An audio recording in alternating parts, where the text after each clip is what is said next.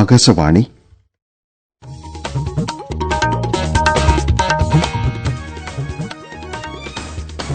നമസ്കാരം. പ്രാദേശിക വാർത്തകൾ വായിക്കുന്നത് അനിൽ ചന്ദ്രൻ. പ്രധാന വാർത്തകൾ. കൊൽക്കത്ത ആർജിക്കർ മെഡിക്കൽ കോളേജിലെ റെസിഡന്റ് ഡോക്ടറെ കൊലപ്പെടുത്തിയ കേസിൽ സുപ്രീംകോടതി ഇന്ന് വാദം കേൾക്കും. 2023 ദേശീയ ജിയോ സയൻസ് അവാർഡുകൾ രാഷ്ട്രപതി ദ്രൌപദി മുർമു ഇന്ന് സമ്മാനിക്കും. ഹേമ കമ്മിറ്റി റിപ്പോർട്ട് നിർദ്ദേശങ്ങൾ ചർച്ച ചെയ്യാൻ 2 മാസത്തിനകം സിനിമാ കോൺക്ലേവ് നടത്തുമെന്ന് മന്ത്രി സജി ചെറിയാൻ. ശ്രീനാരായണ ഗുരുവിന്റെ 170ാം ജയന്തി ഇന്ന് ആഘോഷിക്കുന്നു. സംസ്ഥാനത്ത് ഇന്നും മഴ ശക്തമാകുമെന്ന് കേന്ദ്ര കാലാവസ്ഥാ വകുപ്പ്. വാർത്തകൾ വിശദമായി.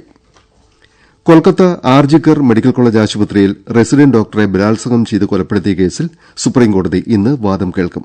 Chief justice ഡി.വൈ. ചന്ദ്രചൂഡ്, ജസ്റ്റിസുമാരായ ജെ.ബി. പർദിവാല, മനോജ് മിശ്ര എന്നിവരടങ്ങിയ 3-അംഗ ബെഞ്ചാണ് കേസ് പരിഗണിക്കുന്നത്. സുപ്രീംകോടതി നേരിട്ടെടുത്ത കേസിലാണ് വാദം. നിലവിൽ കൊൽക്കത്ത ഹൈക്കോടതിയാണ് കേസ് പരിഗണിക്കുന്നത്. സിബിഐ അന്വേഷണത്തിന് ഹൈക്കോടതി ഉത്തരവിട്ടിരുന്നു. പോലീസ് അന്വേഷണത്തിൽ അതൃപ്തി പ്രകടിപ്പിച്ച് യുവതിയുടെ മാതാപിതാക്കളും മറ്റു ചിലരും ഹർജി നൽകിയതിനെ തുടർന്നാണ് കേസ് ഹൈക്കോടതിയിലെത്തിയത്. കേസിൽ 2 ഡോക്ടർമാരെ പോലീസ് ചോദ്യം ചെയ്യാൻ വിളിപ്പിച്ചതിൽ പ്രതിഷേധിച്ച് കൊൽക്കത്തയിലെ ഡോക്ടർമാർ തെരുവിലിറങ്ങി. ഇരയുടെ പേര് പരസ്യപ്പെടുത്തിയതിനും സമൂഹമാധ്യമങ്ങളിൽ തെറ്റായ വിവരങ്ങൾ പ്രചരിപ്പിച്ചതിനുമാണ് 2 മുതിർന്ന ഡോക്ടർമാരെ പോലീസ് ചോദ്യം ചെയ്യാൻ വിളിപ്പിച്ചത്. അതിനിടെ കൊൽക്കത്തയിലെ ആർജിക്കർ മെഡിക്കൽ കോളേജ് ആശുപത്രിയിലെ സാമ്പത്തിക ക്രമക്കേടുകൾ അന്വേഷിക്കാൻ പശ്ചിമബംഗാൾ ഗവൺമെന്റ് 4-അംഗ പ്രത്യേക അന്വേഷണ സംഘം രൂപീകരിച്ചു. 1 മാസത്തിനകം അന്വേഷണ റിപ്പോർട്ട് നൽകാനാണ് നിർദ്ദേശം. 2023 ദേശീയ ജിയോ സയൻസ് അവാർഡുകൾ രാഷ്ട്രപതി ദ്രൌപദി മുർമു ഇന്ന് രാഷ്ട്രപതി ഭവൻ കൾച്ചറൽ സെന്ററിൽ സമ്മാനിക്കും. ഭൌമശാസ്ത്ര മേഖലയിലെ ഏറ്റവും പഴക്കമേറിയതും അഭിമാനകരവുമായ ദേശീയ പുരസ്കാരങ്ങളിൽ ഒന്നാണ് ജിയോ സയൻസ് അവാർഡ്. കേന്ദ്രമന്ത്രി ജി കിഷൻ റെഡ്ഡി, സഹമന്ത്രി സതീഷ് ചന്ദ്ര ദുബെ എന്നിവരും പുരസ്കാരദാന ചടങ്ങിൽ പങ്കെടുക്കും. 3 ദിവസത്തെ സന്ദർശനത്തിന് ഇന്ത്യയിലെത്തിയ മലേഷ്യൻ പ്രധാനമന്ത്രി അൻവർ ഇബ്രാഹിമുമായി പ്രധാനമന്ത്രി നരേന്ദ്രമോദി ഇന്ന് ന്യൂഡൽഹിയിൽ കൂടിക്കാഴ്ച നടത്തും. ചർച്ചകൾക്ക് ശേഷം ഇരു രാജ്യങ്ങളും നിരവധി കരാറുകളിൽ ഒപ്പുവയ്ക്കും. രാഷ്ട്രപതി ദ്രൌപദി മുർമുവുമായും അൻവർ ഇബ്രാഹിം കൂടിക്കാഴ്ച നടത്തും. വിദേശകാര്യമന്ത്രി ഡോക്ടർ എസ് ജയശങ്കറും അൻവർ ഇബ്രാഹിമിനെ കാണും. മുതിർന്ന ഉദ്യോഗസ്ഥ തലത്തിൽ നേരിട്ട് നിയമനം തുടങ്ങിവച്ചത് കോൺഗ്രസാണെന്ന് കേന്ദ്ര സഹമന്ത്രി അർജുൻ റാം മെഘ്വാൾ അറിയിച്ചു. മുൻ പ്രധാനമന്ത്രി ഡോക്ടർ മൻമോഹൻ സിംഗ് ഉൾപ്പെടെ പലരും ഇത്തരത്തിൽ ഉദ്യോഗം നേടിയവരാണെന്നും അദ്ദേഹം പറഞ്ഞു. ഇതിൽ മാറ്റം വരുത്തി ഉദ്യോഗസ്ഥ നിയമനം ക്രമപ്പെടുത്തിയത് പ്രധാനമന്ത്രി നരേന്ദ്രമോദിയാണെന്ന് മെഘ്വാൾ ന്യൂഡൽഹിയിൽ വ്യക്തമാക്കി. മുൻ പ്രധാനമന്ത്രി രാജീവ് ഗാന്ധിയുടെ ജന്മദിനമായ ഇന്ന് രാജ്യം സദ്ഭാവനാ ദിനം ആചരിക്കുന്നു. അദ്ദേഹത്തിന്റെ 80ാം ജന്മദിനമാണ് ഇന്ന്. 1981 മുതൽ 91 വരെ മാത്രം നീണ്ട രാഷ്ട്രീയ ജീവിതത്തിൽ പ്രധാനമന്ത്രിയായും പ്രതിപക്ഷ നേതാവായും പ്രവർത്തിച്ച രാജീവ് ഗാന്ധി രാജ്യചരിത്രത്തിലെ സമാനതകളില്ലാത്ത രാഷ്ട്രീയ നേതാവായിരുന്നു. തിരുവനന്തപുരം ഡിസിസി അങ്കണത്തിൽ രാജീവ് ഗാന്ധി അനുസ്മരണ പരിപാടി കോൺഗ്രസ് വർക്കിംഗ് സമിതി അംഗം ഡോക്ടർ ശശി തരൂർ ഉദ്ഘാടനം ചെയ്യും.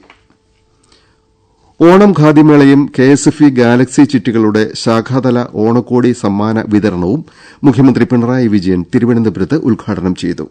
ചിട്ടി സമ്മാന ജേതാക്കൾക്ക് ഖാദി വസ്ത്രങ്ങൾ നൽകുന്നത് മാതൃകാപരമാണെന്ന് മുഖ്യമന്ത്രി പറഞ്ഞു. ഖാദി മേഖലയ്ക്ക് ഇത് ഉണർവ് പകരുമെന്ന് പിണറായി വിജയൻ അഭിപ്രായപ്പെട്ടു. കേരളത്തിലെ സന്നദ്ധ പ്രവർത്തകരെ ഒരു കുടക്കീഴിൽ കൊണ്ടുവരാനും പ്രവർത്തനങ്ങൾ ഏകോപിപ്പിക്കാനും സന്നദ്ധസേന ആപ്ലിക്കേഷൻ സജ്ജമായി. മുഖ്യമന്ത്രി പിണറായി വിജയൻ തിരുവനന്തപുരത്ത് മൊബൈൽ ആപ്പ് ഉദ്ഘാടനം ചെയ്തു. സന്നദ്ധ പ്രവർത്തകരായി രജിസ്റ്റർ ചെയ്യാനും വിവരങ്ങൾ ലഭ്യമാക്കാനും ആപ്പ് സഹായിക്കും. ഹേമ കമ്മിറ്റി റിപ്പോർട്ടിലെ നിർദ്ദേശങ്ങൾ നടപ്പാക്കുന്നതിനെപ്പറ്റി ചർച്ച നടത്താൻ 2 മാസത്തിനകം സിനിമാ കോൺക്ലേവ് നടത്തുമെന്ന് മന്ത്രി സജി ചെറിയാൻ അറിയിച്ചു. ഇക്കാര്യത്തിൽ ഗവൺമെന്റിന്റെ ഉത്തരവാദിത്തം സുതാര്യമാണ്. മന്ത്രിയായി 3.5 വർഷത്തിനിടയിൽ സംഘടനാപരമായ പരാതികളല്ലാതെ ഒരു നടിയുടെയും പരാതി ലഭിച്ചിട്ടില്ലെന്ന് മന്ത്രി വ്യക്തമാക്കി. ഹേമ കമ്മിറ്റി റിപ്പോർട്ട് ആരെ രക്ഷിക്കാനാണ് ഇത്രകാലം പൂഴ്ത്തിവെച്ചതെന്ന് മുഖ്യമന്ത്രി വ്യക്തമാക്കണമെന്ന് പ്രതിപക്ഷ നേതാവ് വി ഡി സതീശൻ കൊച്ചിയിൽ ആവശ്യപ്പെട്ടു. ഞെട്ടിക്കുന്ന വെളിപ്പെടുത്തലുകളാണ് റിപ്പോർട്ടിന്റെ ഉള്ളടക്കമെന്ന് അദ്ദേഹം പറഞ്ഞു. റിപ്പോർട്ടിലെ ശുപാർശകൾ അടിയന്തരമായി നടപ്പാക്കണമെന്നും പരാതികൾ വനിതാ IPS ഉദ്യോഗസ്ഥരുടെ സംഘം അന്വേഷിക്കണമെന്നും സതീശൻ ആവശ്യപ്പെട്ടു. പ്രാദേശിക വാർത്തകളാണ് കേൾക്കുന്നത്. ശ്രീനാരായണ ഗുരുവിന്റെ 170ാം ജയന്തി ഇന്ന് ആഘോഷിക്കുന്നു. ജാതി മത ചിന്തകൾക്കതീതമായ സമൂഹ സൃഷ്ടിക്ക് വേണ്ടി നിലകൊണ്ട നവോത്ഥാന നായകനായിരുന്നു ശ്രീനാരായണ ഗുരു. Desk report. വിശ്വമാനവികതയിൽ അധിഷ്ഠിതമായ ദർശനങ്ങളെ മലയാളക്കരയിലെ സാധാരണ മനുഷ്യന്റെ മനസ്സിലേക്ക് പറിച്ചുനട്ട സാമൂഹിക വിപ്ലവകാരിയായിരുന്നു ഗുരുദേവൻ. അദ്ദേഹത്തിന്റെ ജന്മഗൃഹമായ ചെമ്പഴന്തി ശ്രീനാരായണ ഗുരുകുലത്തിൽ വൈകിട്ട് ജയന്തി സമ്മേളനം മുഖ്യമന്ത്രി പിണറായി വിജയൻ ഉദ്ഘാടനം ചെയ്യും. വയനാട് ദുരന്തത്തിന്റെ പശ്ചാത്തലത്തിൽ സ്റ്റേജ് കലാപരിപാടികൾ ഒഴിവാക്കിയാണ് ആഘോഷങ്ങൾ നടത്തുന്നത്. രാവിലെ ശ്രീനാരായണ ദാർശനിക സമ്മേളനം പ്രതിപക്ഷ നേതാവ് വി.ഡി. സതീശൻ ഉദ്ഘാടനം ചെയ്യും. ദിനാഘോഷത്തോടനുബന്ധിച്ച് SNDP യോഗം കോഴിക്കോട് യൂണിയന്റെ ആഭിമുഖ്യത്തിൽ രാവിലെ വെസ്റ്റ് ഹിൽ ചുങ്കം തായാട്ട് അയ്യപ്പ ക്ഷേത്ര പരിസരത്തു നിന്നും ആരംഭിക്കുന്ന ഘോഷയാത്ര ഗുരുവരാശ്രമത്തിൽ എത്തിച്ചേരും. മുൻ MP കെ മുരളീധരൻ പരിപാടി ഉദ്ഘാടനം ചെയ്യും. പ്രധാനമന്ത്രി നരേന്ദ്രമോദി പാരീസ് പാരാലിമ്പിക്സിൽ പങ്കെടുക്കുന്ന ഇന്ത്യൻ താരങ്ങളുമായി ഓൺലൈനിൽ ആശയവിനിമയം നടത്തി. ഈ മാസം 28-നാണ് പാരാലിമ്പിക്സ് ആരംഭിക്കുന്നത്. ഇന്ത്യയുടെ പതാകവാഹകരായാണ് താരങ്ങൾ പാരീസിലേക്ക് പോകുന്നതെന്ന് പ്രധാനമന്ത്രി വീഡിയോ കോൺഫറൻസിംഗിൽ പറഞ്ഞു. അഹമ്മദാബാദ് ദേശീയ ഗെയിംസിൽ വനിതാ അമ്പെയ്ത്ത് മത്സരത്തിലെ സ്വർണ്ണ മെഡൽ ജേതാവായ ആർച്ച രാജന് തുടർ മത്സരങ്ങളിൽ പങ്കെടുക്കാൻ പ്രോത്സാഹനമായി 6,70,276 രൂപ പട്ടികവർഗ വികസന വകുപ്പ് അനുവദിച്ചു. മത്സരത്തിൽ കൂടുതൽ മികവ് പുലർത്താൻ സാധിക്കുന്ന ആധുനിക ഉപകരണങ്ങൾ വാങ്ങുന്നതിനാണ് തുക അനുവദിച്ചത്. സംസ്ഥാനത്ത് ഇന്നും മഴ ശക്തമാകുമെന്ന് കേന്ദ്ര കാലാവസ്ഥാ വകുപ്പ് മുന്നറിയിപ്പ് നൽകി. പത്തനംതിട്ട, കോട്ടയം, എറണാകുളം, ഇടുക്കി ജില്ലകളിൽ ഇന്ന് ഓറഞ്ച് ജാഗ്രത പ്രഖ്യാപിച്ചു.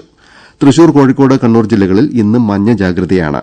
ശക്തമായ കാറ്റിനും മോശം കാലാവസ്ഥയ്ക്കും സാധ്യത കണക്കിലെടുത്ത് മറ്റന്നാൾ വരെ കേരള, കർണാടക, ലക്ഷദ്വീപ് തീരങ്ങളിൽ മീൻപിടുത്തക്കാർ കടലിൽ പോകരുതെന്ന് കാലാവസ്ഥാ വകുപ്പ് മുന്നറിയിപ്പ് നൽകി.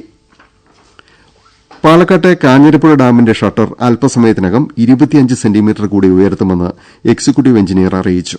തീരവാസികൾക്ക് ജാഗ്രതാ നിർദ്ദേശം നൽകിയിട്ടുണ്ട്. പാലക്കാട് ജില്ലാതല തദ്ദേശ അദാലത്തിൽ ലഭിച്ച 986 പരാതികളിൽ 876 എണ്ണം പരിഹരിച്ചതായി മന്ത്രി MB രാജേഷ് അറിയിച്ചു. മാലിന്യ സംസ്കരണവുമായി ബന്ധപ്പെട്ട പരാതികൾ കുറഞ്ഞത് തദ്ദേശ സ്ഥാപനങ്ങളുടെ ജാഗ്രതയാണ് സൂചിപ്പിക്കുന്നതെന്ന് മന്ത്രി പറഞ്ഞു. പാലക്കാട് നഗരസഭയിൽ നിന്ന് വിരമിച്ച ശുചീകരണ തൊഴിലാളികൾക്ക് 6 മാസത്തെ DA കുടിശ്ശിക 15 ദിവസത്തിനകം കൊടുത്തു തീർക്കാൻ മന്ത്രി നഗരസഭാ സെക്രട്ടറിക്ക് നിർദ്ദേശം നൽകി. കോഴിക്കോട്ടെ ചാലിയം മാതൃക മത്സ്യഗ്രാമം പദ്ധതിക്ക് 7 കോടി രൂപയുടെ ഭരണാനുമതി ലഭിച്ചതായി മന്ത്രി PA മുഹമ്മദ് റിയാസ് അറിയിച്ചു. ഫിഷ് ലാൻഡിംഗ് കേന്ദ്രത്തിലെ അനുബന്ധ സ്ഥലങ്ങളുടെ വികസനം, കടലുണ്ടി കപ്പലങ്ങാടിയിൽ 2.5 കോടിയിലേറെ രൂപ ചെലവിൽ പരിശീലന പുനരധിവാസ കേന്ദ്രം, വനിതകൾക്ക് മത്സ്യവില്പന കേന്ദ്രങ്ങൾ എന്നിവയടക്കം 9 പദ്ധതികൾക്കാണ് അനുമതി നൽകിയത്. തൃശൂരിൽ 4ാം ഓണനാളിലെ പുലികളിക്ക് ഗവൺമെന്റ് അനുമതി നൽകി. വയനാട് ദുരന്തത്തിന്റെ പശ്ചാത്തലത്തിൽ ഓണാഘോഷം ഉൾപ്പെടെ പരിപാടികൾ റദ്ദാക്കിയതോടെയാണ് പുലികളിയും വേണ്ടെന്ന് വെച്ചത്. എന്നാൽ ദേശക്കാർക്ക് വൻ സാമ്പത്തിക നഷ്ടം ഉണ്ടാകുമെന്ന് വിലയിരുത്തിയാണ് പിന്നീട് അനുമതി നൽകിയത്. കൊച്ചി മെട്രോയുടെ കാക്കനാട് വരെ നീളുന്ന 2ാംഘട്ട നിർമ്മാണത്തിലെ തടസ്സങ്ങൾ പരിഹരിക്കാനും പ്രവർത്തനങ്ങൾ ഏകോപിപ്പിക്കാനും 7 വകുപ്പുകളുടെ സംയുക്ത കമ്മിറ്റി രൂപീകരിച്ചു. ഗതാഗതക്കുരുക്ക്, കേബിൾ നീക്കൽ, വൈദ്യുതി വിതരണ ക്രമീകരണം, റോഡിന്റെ വീതി വർദ്ധിപ്പിക്കൽ തുടങ്ങിയ പ്രശ്നങ്ങൾക്ക് അടിയന്തര പരിഹാരം കാണാനാണ് കമ്മിറ്റി രൂപീകരിച്ചത്. 3 ദിവസത്തിലൊരിക്കൽ യോഗം ചേർന്ന് കമ്മിറ്റി പ്രശ്നപരിഹാരമുണ്ടാക്കും. ആദ്യ യോഗം മറ്റന്നാൾ ചേരും. വയനാട് ഉരുൾപൊട്ടൽ ദുരിതബാധിതർക്ക് ഗവൺമെന്റ് അനുവദിച്ച അടിയന്തര ധനസഹായത്തിൽ നിന്ന് വായ്പാ തിരിച്ചടവ് ഈടാക്കിയ കേരള ഗ്രാമീൺ ബാങ്കിനെതിരെ സംസ്ഥാന മനുഷ്യാവകാശ കമ്മീഷൻ സ്വമേധയാ കേസെടുത്തു. ഒരാഴ്ചയ്ക്കകം വിശദമായ റിപ്പോർട്ട് നൽകണമെന്ന് കമ്മീഷൻ ജുഡീഷ്യൽ അംഗം കെ ബൈജുനാഥ് ബാങ്കിനോട് ആവശ്യപ്പെട്ടു. കേരള സ്റ്റേറ്റ് കർഷക തൊഴിലാളി യൂണിയന്റെ 3 ദിവസത്തെ സംസ്ഥാന സമ്മേളനം ഇന്ന് കാസർകോട് ചെറുവത്തൂർ കൊടക്കാട് ബാങ്ക് ഓഡിറ്റോറിയത്തിൽ ആരംഭിക്കും. 512 പ്രതിനിധികൾ സമ്മേളനത്തിൽ പങ്കെടുക്കും. ഈ വർഷത്തെ PV Swami memorial industrial and socio cultural award Gokulam group കമ്പനികളുടെ എക്സിക്യൂട്ടീവ് ചെയർമാൻ ഗോകുലം ഗോപാലിന് നൽകുമെന്ന് ട്രസ്റ്റ് ചെയർമാൻ PV ചന്ദ്രൻ അറിയിച്ചു. പ്രധാന വാർത്തകൾ വീണ്ടും. കൊൽക്കത്ത RG കർ മെഡിക്കൽ കോളേജിലെ റെസിഡന്റ് ഡോക്ടറെ കൊലപ്പെടുത്തിയ കേസിൽ സുപ്രീംകോടതി ഇന്ന് വാദം കേൾക്കും. 2023 ദേശീയ ജിയോ സയൻസ് അവാർഡുകൾ രാഷ്ട്രപതി ദ്രൌപദി മുർമു ഇന്ന് സമ്മാനിക്കും. ഹേമ കമ്മിറ്റി റിപ്പോർട്ട് നിർദ്ദേശങ്ങൾ ചർച്ച ചെയ്യാൻ 2 മാസത്തിനകം സിനിമാ കോൺക്ലേവ് നടത്തുമെന്ന് മന്ത്രി സജി ചെറിയാൻ. ശ്രീനാരായണ ഗുരുവിന്റെ 170ാം ജയന്തി ഇന്ന് ആഘോഷിക്കുന്നു. സംസ്ഥാനത്ത് ഇന്നും മഴ ശക്തമാകുമെന്ന് കേന്ദ്ര കാലാവസ്ഥാ വകുപ്പ്. പ്രാദേശിക വാർത്തകൾ കഴിഞ്ഞു.